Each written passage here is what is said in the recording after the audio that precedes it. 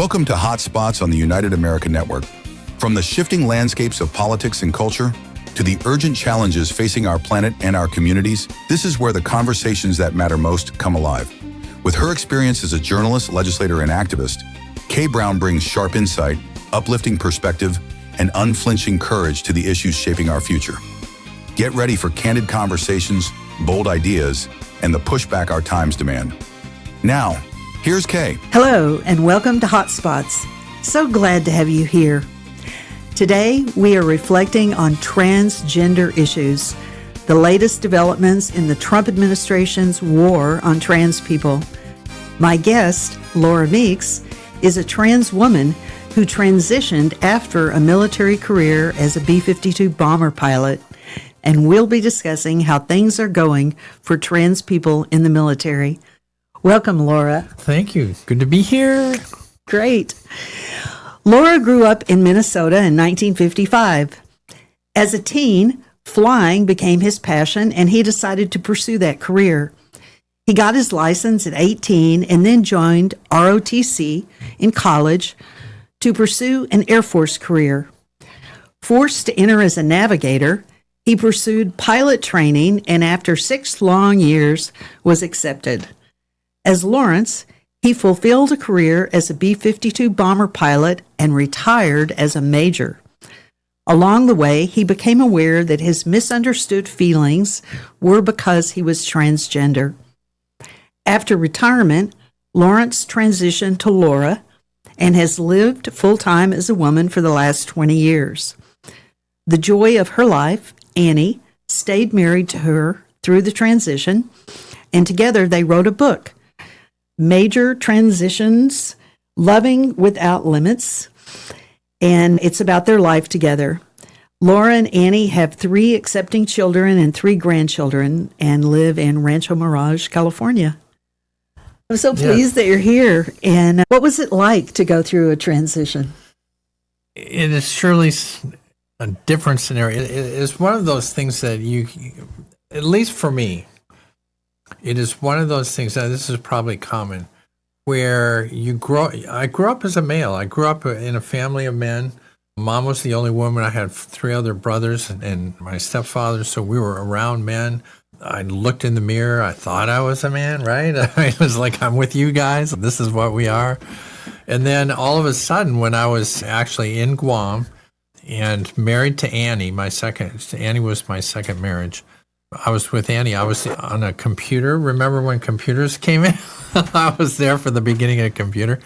I was in a chat room, and all of a sudden, this is the first time I'd ever chatted with anybody. So I'm watching the text come down the stream. These guys decide to go off into another room, and they started talking about they felt like they were the only 2 men on Earth that felt like they were different, that they felt like they were a woman inside. They started talking about gender. And now I have to tell you, I'm a male B-52 pilot on the island of Guam on my computer. Why I went into that room, I have no idea. Other than the universe guided me over there, because for me, that was a lightning strike. When I heard them talking, all of a sudden, it was just like, it was, to me, it was the puzzle piece. For my whole life, I knew I was different. I just figured everybody must feel like you're different, right? No one feels like they fit in. And so I just figured that was just part of life of being a guy, is that I had all these feelings around men and dating and how they were thinking totally different than me, but whatever, I guess that's it. All of a sudden I have this peace and I realize, oh my God, I know what I am. I'm one of them. And that was a joy and a terror, because the joy was, oh my God, all these years, I was 31 or 32 when that happened. All of a sudden, 31 years of disconnected feeling came together. That was just like, hey, now I get it. I see why all that happened. The terror was, I'm in the military as a B-52 pilot. I can't tell this to anybody. Now, unusually, and we talked about it in the book, I think one of the funny things about the title of the book, Major Transition, that since I retired as a major, we thought it was funny that, hey, this is a major who made a transition. But it is, I think, in many ways a terrifying deal, because all of a sudden you realize how far out of the box you are. And as we go talk today, you'll see that in a world that likes a binary, then this idea that I'm all of a sudden realizing I'm outside of the binary, and realize too that I was married. I had been married to Annie for 2 years, and we were blessed the military. For those first 2 years that we were married, Annie was on the island of Okinawa, and I was on the island of Guam, 1,200 miles apart. That was togetherness in the Air Force. And so we had actually not even lived together when I made a phone call to her and said, "Hey, honey, I heard the weirdest thing the other day." So what's that? "I'm transgender." It was like, what is that? And that began a long 40 years. We'll have been married 40 years this year. So a long, interesting journey.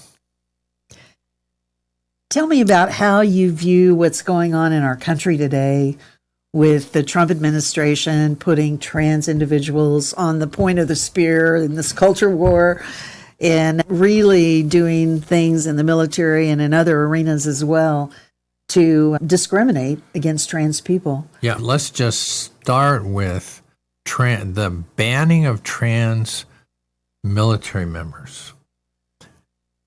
I cannot tell you, and I think you'll hear this from a majority of military people. Being in the military, we take an oath to the Constitution. And one of the things that I really valued about being in the military is, believe it or not, the military was a very socially transformative experience. And I think most people that have been in the military will tell you the same thing. All of a sudden, I'm in an airplane and I am with a broad base of there are people that came from poverty. There are people that came from riches. There are people that are from all ethnicities and all backgrounds. And all together, we're on a mission to guard America. And so what you find is that what becomes important is not whether you're gay or straight, whether you're black or white, or whether you're Muslim or Christian. What is important is, in my case, boss, can you land the plane? I'm in this airplane with you. It would be nice if you could learn how to land this thing.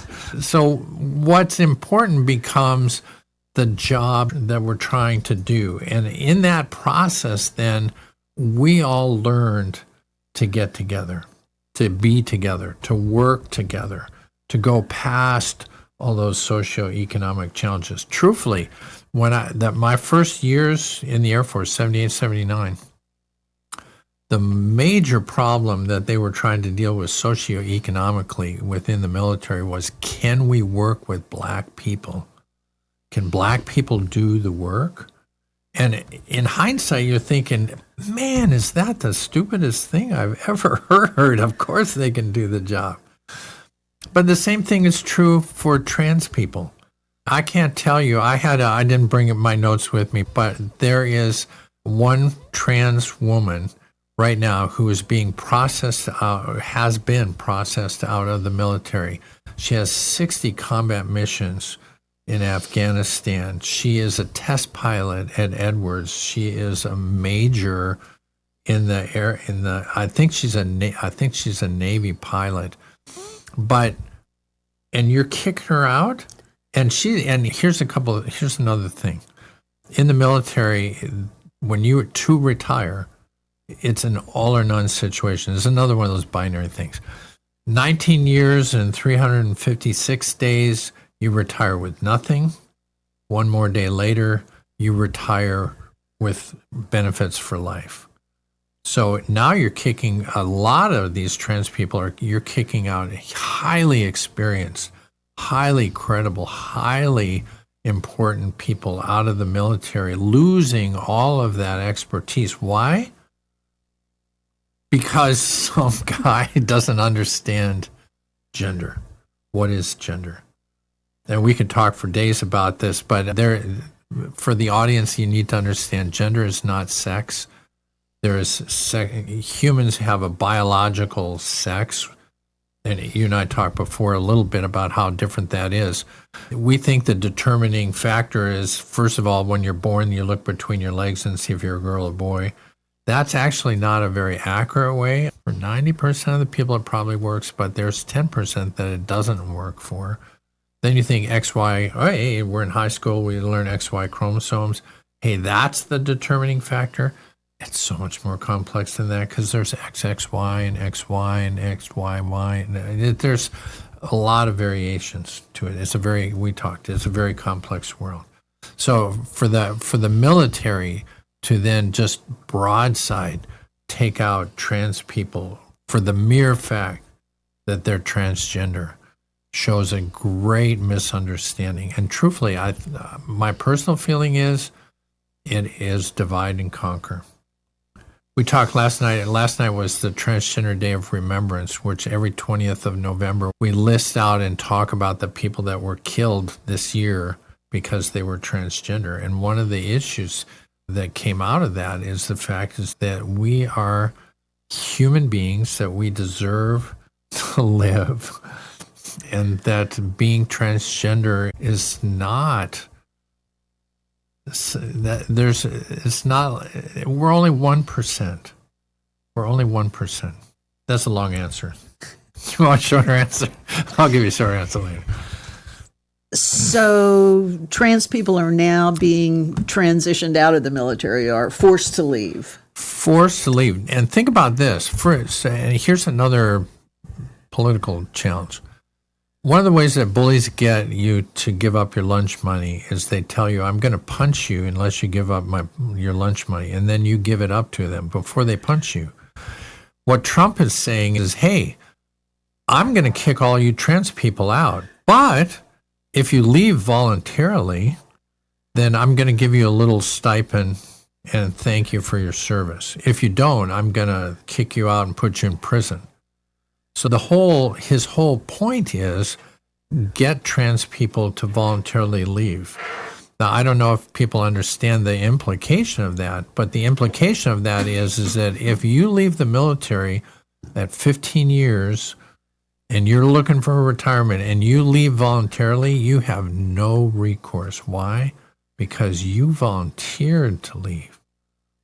The harder thing is to stand up to the bully and say, no, you're going to have to kick me out.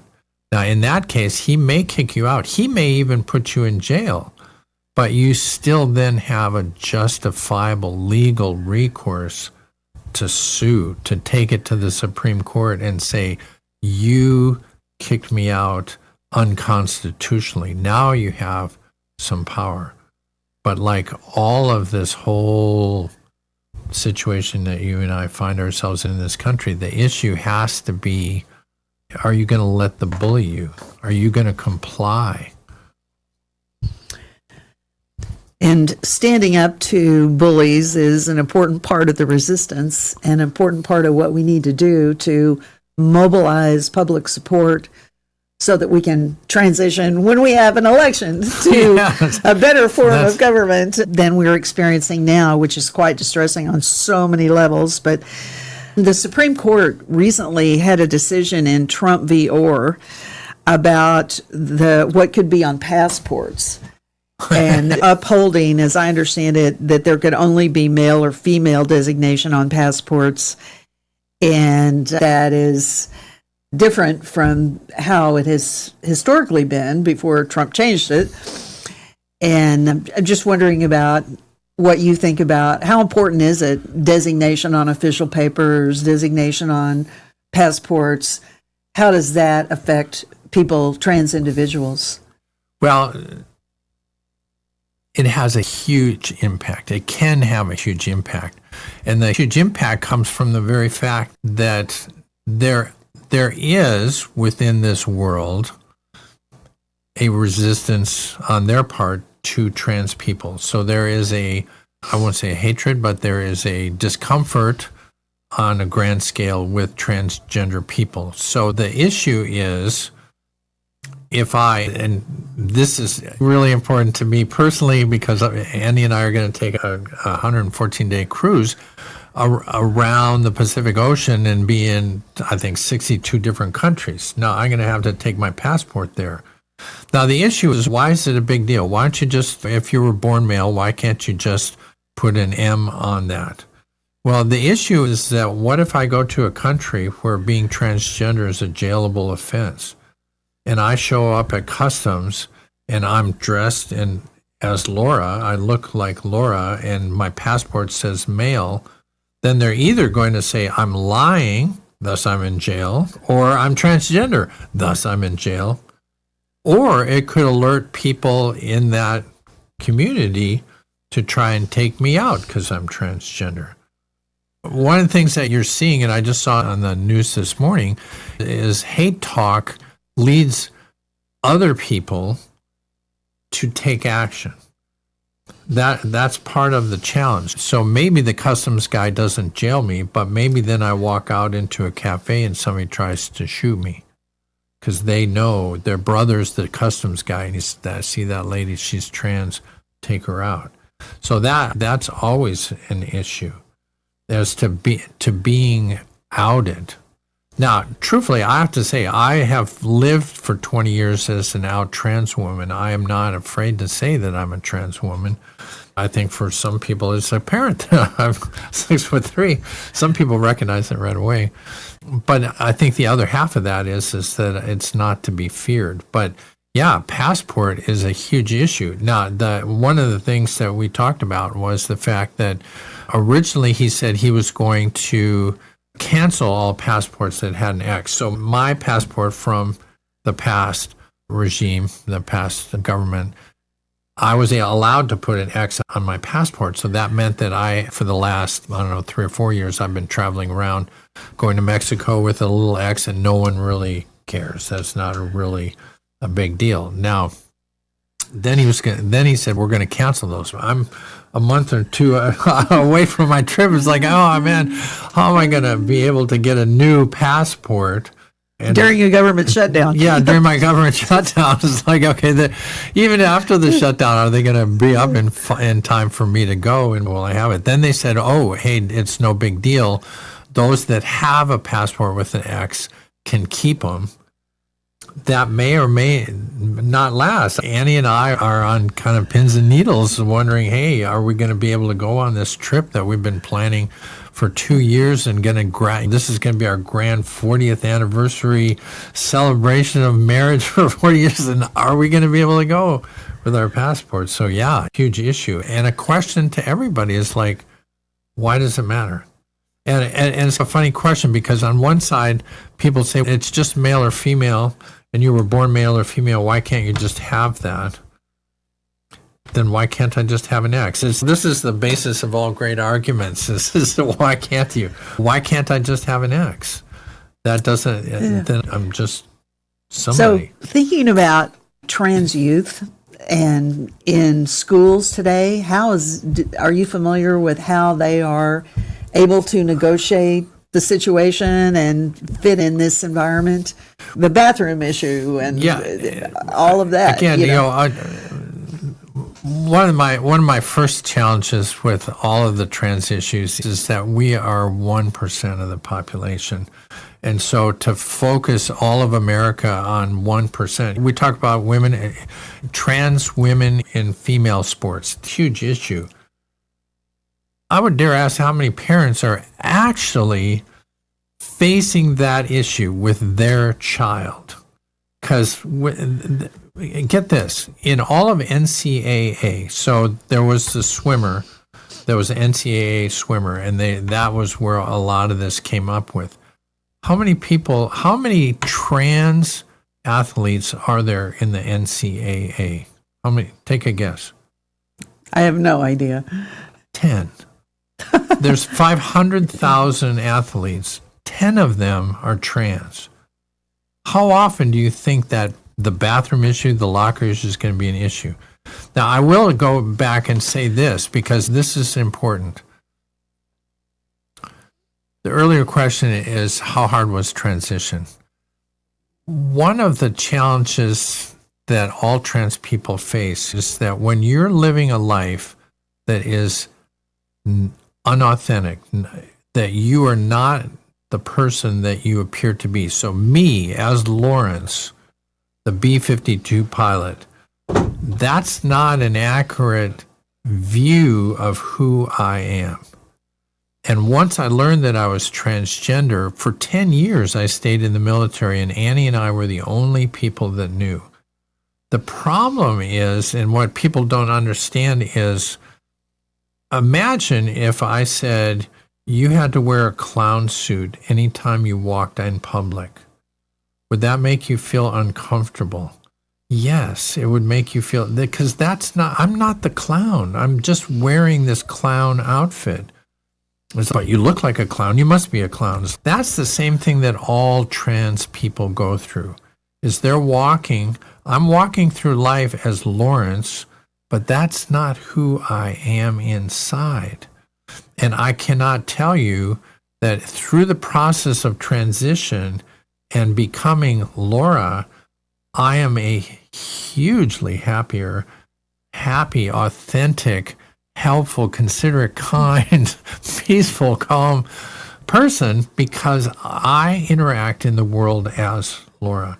And to go to the youth, that what you're seeing is not a sudden increase in transgender people.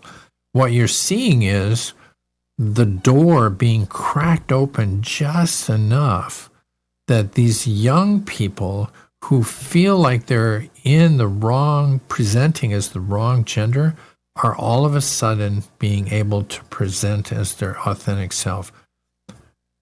With a real minority thing, most transgender people are hugely happier, hugely less suicidal, hugely more integrated into society as their authentic self. We're going to need to wrap it up here shortly. We're barely going to talk. I know. There's a lot we can talk about. There's so much violence against trans people is a huge concern. Huge concern. There's so many problems, and it's especially a tough time right now with this current administration.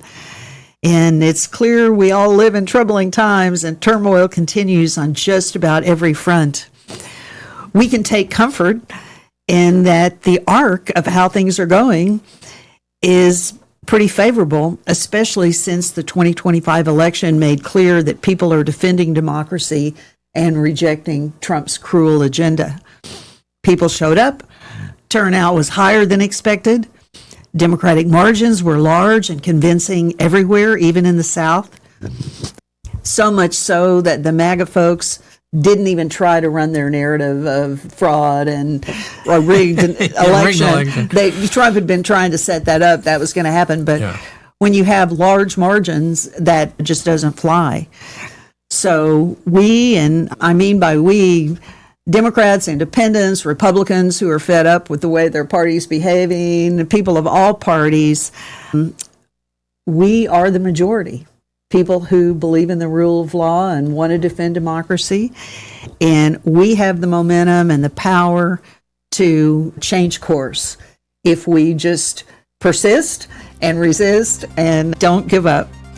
We're counting on you. Laura and I are counting on you to do your part, whatever you can do. And if we all do a little, it'll add up to a lot. So goodbye for now. And I hope you'll connect with us again on Hotspots next week. This is what democracy looks and sounds like. You've been listening to Hotspots with Kay Brown, where tough issues meet thoughtful conversation. Stay engaged, stay inspired, and join us again as we spotlight the struggles, solutions, and stories that fuel resilience and change. Until next time, keep your fire burning.